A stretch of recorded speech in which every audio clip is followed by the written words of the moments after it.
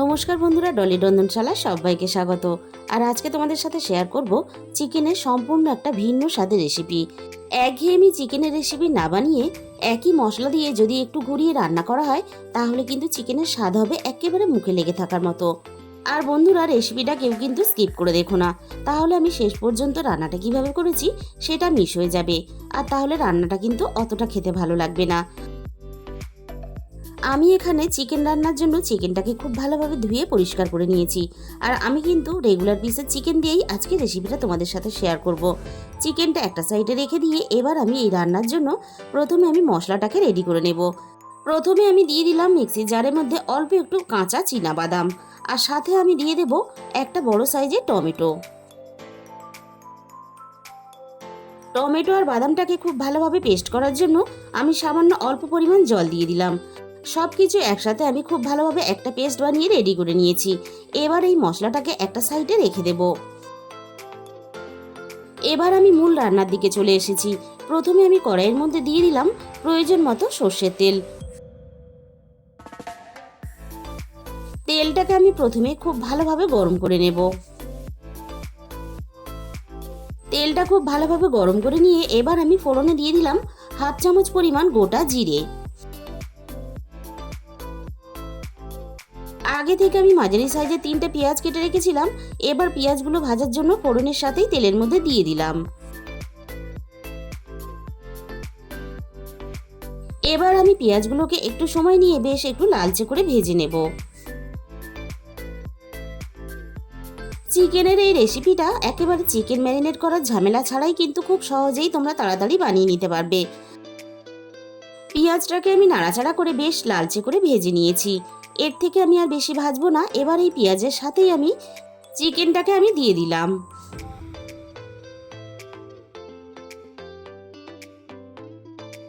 এবার আমি চিকেনটাকে একটু সময় নিয়ে নাড়াচাড়া করে খুব ভালোভাবে ভেজে নেব। এইভাবে পেঁয়াজের সাথে চিকেনটা যদি ভেজে রান্না করা হয় তাহলে চিকেনের যে একটা আষ্টে গন্ধ সেটাও চলে যাবে, আর রান্নাটা খেতে খুবই ভালো লাগবে। আর লবণ ছাড়াই কিন্তু আমি চিকেনটাকে আগে খুব ভালোভাবে ভেজে নেব। প্রথমেই যদি চিকেন দেওয়ার সাথে সাথে লবণ দিয়ে ভাজা হয় তাহলে চিকেন থেকে অনেকটা পরিমাণ জল ছেড়ে দেবে, আর তার জন্য কিন্তু চিকেনটাকে খুব ভালোভাবে ভাজা যাবে না। চিকেনটা আমি নাড়াচাড়া করে খুব ভালোভাবে ভেজে নিয়েছি। এবার আমি চিকেনের মধ্যে স্বাদ মতো লবণ দিয়ে দিলাম। এবার আমি লবণ দিয়ে চিকেনটাকে খুব ভালোভাবে নাড়াচাড়া করে আরও একটু ভেজে নেব। চিকেনের মধ্যে একটা সুন্দর দেখো ভাজার কালার চলে এসেছে। এবার আমি এখানে দিয়ে দিলাম পরিমাণ মতো আদা আর রসুন বাটা। এবার আমি আদা রসুনটা চিকেনের সাথে খুব ভালোভাবে নাড়াচাড়া করে একটু সময় নিয়ে কষিয়ে নেব, যাতে আদা রসুনের কাঁচা গন্ধটা চলে যায়। আদা রসুনটা চিকেনের সাথে আমি খুব ভালোভাবে কষিয়ে নিয়েছি, আর চিকেন থেকে এবার হালকা হালকা কিন্তু জল ছাড়তে শুরু করে দিয়েছে। এবার আমি চিকেনের মধ্যে পেস্ট করে রাখা বাদাম আর টমেটোটাকে দিয়ে দিলাম। এবার আমি বাদাম আর টমেটো পেস্টটাকে চিকেনের সাথে নাড়াচাড়া করে খুব ভালোভাবে একটু সময় নিয়ে আবারও কষিয়ে নেব। আর ভালোভাবে একটু সময় নিয়ে কষিয়ে নিলে তাহলে বাদামের কাঁচা গন্ধটা চলে যাবে। আর আমি এই রান্নাতে কাঁচা বাদাম ব্যবহার করেছি, তোমরা চাইলে কিন্তু এই রান্নাতে ভাজা বাদামেরও ব্যবহার করতে পারো। চিকেনটা আমি 3-4 মিনিটের মতো খুব ভালোভাবে কষিয়ে নিয়েছি, আর চিকেন থেকে বেশ অনেকটা পরিমাণ জল ছাড়তে শুরু করে দিয়েছে। এবার আমি একে একে গুঁড়ো মশলাগুলো দিয়ে দেব। প্রথমে আমি দিয়ে দিলাম 1 চামচ পরিমাণ হলুদ গুঁড়ো, আর দিয়ে দিলাম 1 চামচ ভর্তি করে ঝালের জন্য লঙ্কার গুঁড়ো। এবার আমি দিয়ে দেব 1 চামচ পরিমাণ জিরে গুঁড়ো, আর আমি দিয়ে দেব 1.5 চামচ পরিমাণ ধনে গুঁড়ো। এই রান্নাতে জিরে গুঁড়োর থেকে ধনে গুঁড়োর পরিমাণটা একটু বেশি দিতে হবে, তাহলে রান্নার স্বাদটা ভালো আসবে। আর দিয়ে দেব এখানে কালারের জন্য 1 চামচ পরিমাণ কাশ্মীরি লঙ্কার গুঁড়ো। এবার আমি একটু সময় নিয়ে মশলার সাথে চিকেনটাকে খুব ভালোভাবে কষিয়ে নেব। চিকেন যত ভালোভাবে মশলার সাথে কষাবে রান্নার কালারটাও ভালো আসবে, আর চিকেনের স্বাদটাও কিন্তু পারফেক্ট হবে। আর চিকেন থেকে তেল মশলা যতক্ষণ না সম্পূর্ণ আলাদা হয়ে যায় ততক্ষণ কিন্তু চিকেনটাকে এভাবে কষাতে হবে।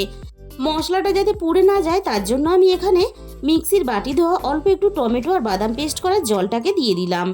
আবারও আমি চিকেনটাকে এইভাবে নাড়াচাড়া করে কষাতে থাকবো, আর অল্প অল্প করে জলের ছিটে দিয়ে এভাবে চিকেনটাকে কষাতে হবে। আমি চিকেনটাকে প্রায় মিনিট 10 মতো মশলার সাথে খুব ভালোভাবে কষিয়ে নিয়েছি। চিকেনটা ভালোভাবে কষানোর জন্য চিকেনটা প্রায় 50% মতো সিদ্ধ হয়ে গেছে। চিকেন থেকে দেখো সুন্দরভাবে তেলটাও আলাদা হয়ে গেছে। চিকেনটা আরও ভালোভাবে সিদ্ধ হওয়ার জন্য এখানে আমি পরিমাণ মতো জল দিয়ে দিলাম। আর এই চিকেনের রেসিপিটা দিয়ে গরম গরম ভাতের সাথে যেমন খেতে ভালো লাগে, তেমনই কিন্তু গরম গরম রুটির সাথেও খেতে দুর্দান্ত লাগে। চিকেনটা আমি মশলার সাথে নাড়াচাড়া করে খুব ভালোভাবে মিশিয়ে দিলাম। গ্যাসের ফ্লেমটা লো টু মিডিয়ামে রেখে আমি এবার চিকেনটা খুব ভালোভাবে সিদ্ধ হওয়ার জন্য ঢাকা দিয়ে দিলাম। মিনিট 20 পরে আমি কড়াই থেকে ঢাকাটাকে সরিয়ে নিলাম। এবার আমি চিকেনটাকে আবারও একটু নাড়াচাড়া করে নেব। আর চিকেনের গ্রেভিটা দেখে বুঝতেই পারছো রান্নাটা কতটা সুন্দরভাবে রেডি হয়েছে। চিকেনটাও এখানে খুব ভালোভাবে সিদ্ধ হয়ে গেছে। এবার আমি দিয়ে দেব 1 চামচ পরিমাণ গরম মশলার গুঁড়ো। বন্ধুরা, তোমরা হয়তো চিকেন কষার অনেক রকমের রেসিপি বানিয়ে খেয়েছো, তবে একবার হলেও চিকেনের এই রেসিপিটা বাড়িতে অবশ্যই ট্রাই করে দেখো। ভাত বা রুটি যেটা দিয়েই খাও না কেন, চিকেনের এই গ্রেভিটা দিয়েই কিন্তু খাওয়া হয়ে যাবে। এবার আমি স্ট্যান্ডিং টাইমে 5 মিনিটের জন্য ঢাকা দিয়ে দিলাম। এবার আমি তোমাদের পরিবেশন করে দেখিয়ে দেব। চিকেনটা দেখো কতটা দেখতে লোভনীয় হয়েছে। তাহলে বন্ধুরা, আজকের এই রেসিপিটা ভালো লাগলে একটা লাইক করে দিও আর নিজেদের বন্ধুদের মধ্যে শেয়ার করে দিও। আর যে সমস্ত নতুন বন্ধুরা এখনো পর্যন্ত আমার চ্যানেলটাকে সাবস্ক্রাইব করোনি, এরকম নতুন নতুন রেসিপি পেতে চ্যানেলটাকে সাবস্ক্রাইব করে পাশে থাকা বেল আইকনটা ক্লিক করে অল করে দিও। তাহলে আমি যখনই কোনো নতুন রেসিপি আপলোড করব সবার আগে তোমার কাছে পৌঁছে যাবে। আর আরও যাতে তোমাদের সাথে নতুন নতুন রেসিপি শেয়ার করতে পারি আর আমি যাতে আরও এগিয়ে যেতে পারি, তার জন্য আমার চ্যানেলটাকে হাইপ করে দিও। আর তোমাদের মূল্যবান সময় দিয়ে আমার এই রেসিপিটা এতক্ষণ সময় ধরে দেখার জন্য তোমাদের সবাইকে অসংখ্য ধন্যবাদ। আজকে তাহলে এই পর্যন্ত।